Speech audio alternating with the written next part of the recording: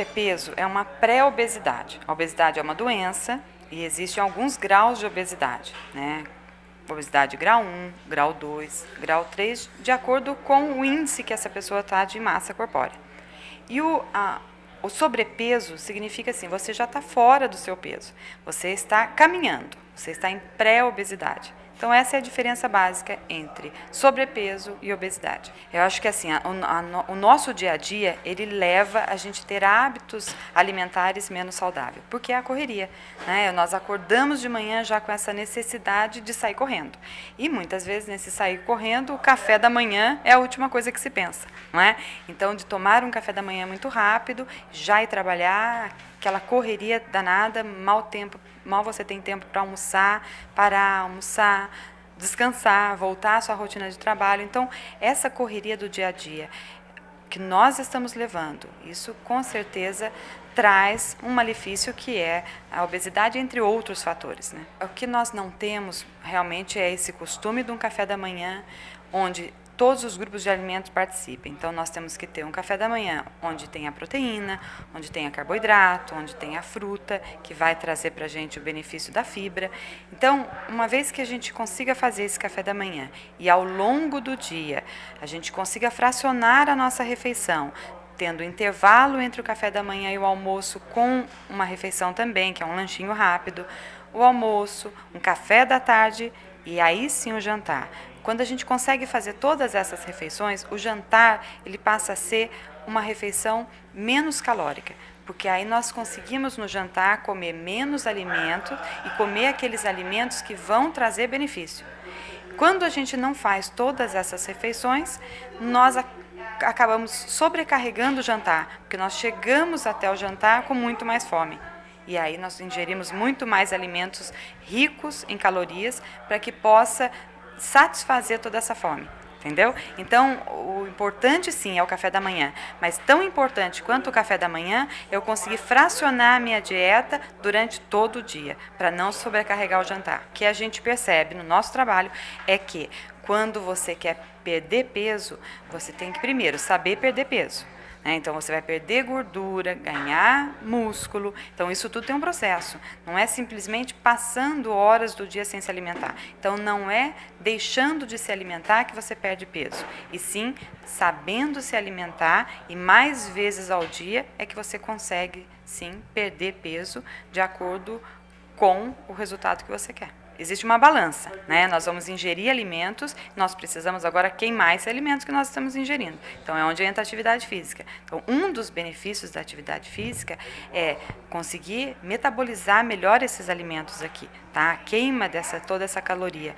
Então, a atividade física, ela é fundamental se a gente quer perder peso, né? Se a gente quer ter uma vida mais saudável, não só perdendo peso, nós precisamos sair do sofá, né? Deixar o sedentarismo de lado e fazer uma atividade física. O diet é um alimento onde ele foi retirado daquele alimento alguma substância e tornou aquele alimento mais diet. A gente, popularmente, o diet ele está relacionado ao açúcar. Então, o alimento diet é aquele alimento que não tem açúcar, mas não só açúcar. Nós podemos ter um alimento diet que ele não tem, por exemplo, proteína. Nós podemos ter um alimento diet que ele não tem glúten.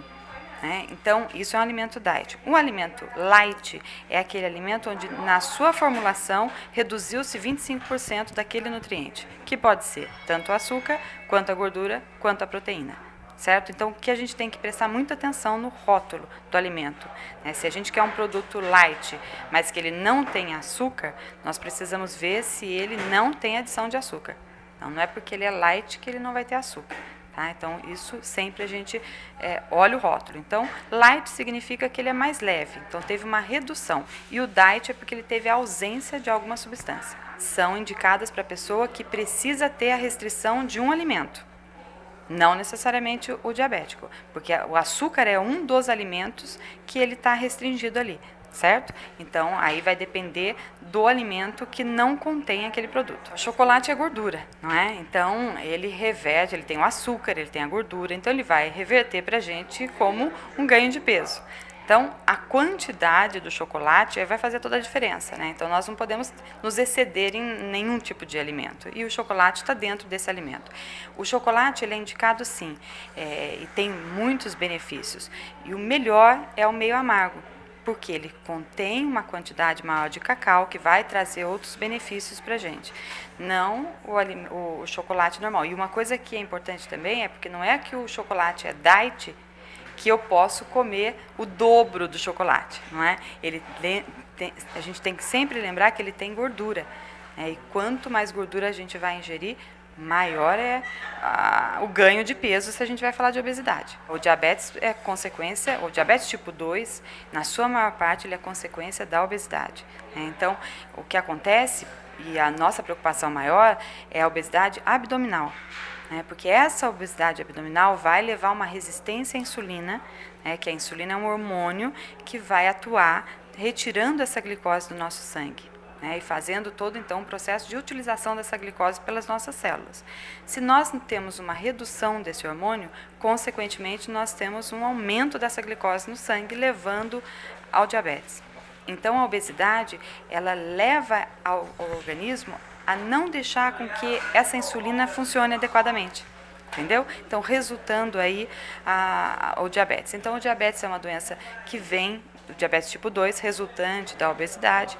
A hipertensão também é uma doença onde o coração ele precisa fazer um esforço muito maior para bombear todo esse sangue para todo o nosso corpo, já que o corpo encontra-se no estado de obesidade. Então, você tem um aumento dessa pressão. Então, são doenças que vêm em virtude da obesidade. Então, para a gente saber se a gente está numa condição de obesidade ou não, nós vamos calcular o índice de massa corpórea. Nós pegamos o peso e dividimos pela altura ao quadrado. Se o resultado disso for até 25, isso mostra que nós estamos dentro do nosso peso ideal. De 25 a 30, estamos naquela fase de pré-obesidade, né, de sobrepeso.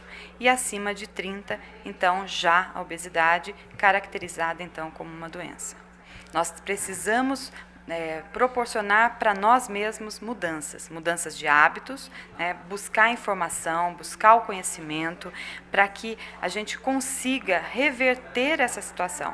Para uma pessoa que está em sobrepeso, é muito mais fácil ela reverter isso do que uma pessoa que já está em obesidade, grau 2, grau 3. Então, se você está em sobrepeso, procure orientação, procure um local que você consiga, tenha acesso a essas informações, procure um nutricionista, para que você possa mudar alguns hábitos na sua vida, de uma reeducação alimentar mesmo, o início da atividade física, para que você reverta esse quadro. Porque uma vez que a doença está instalada, é muito mais fácil, muito mais difícil você reverter.